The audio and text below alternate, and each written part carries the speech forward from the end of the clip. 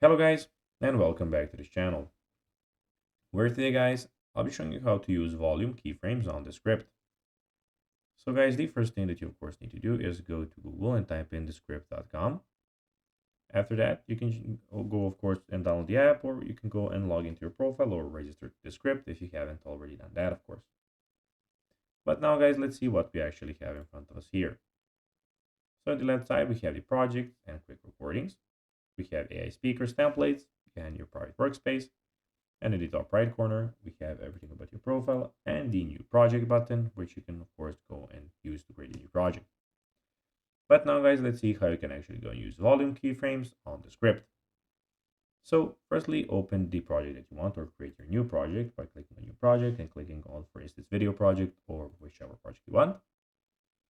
Then to add a keyframe, hold the option key and click on the audio waveform in the timeline at the point where you want to make a volume change.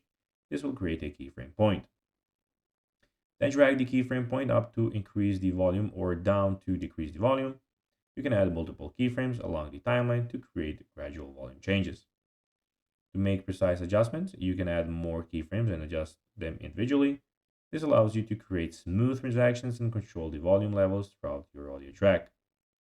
Keyframes are incredibly useful for managing audio dynamics and ensuring that certain parts of your audio are emphasized or softened as needed.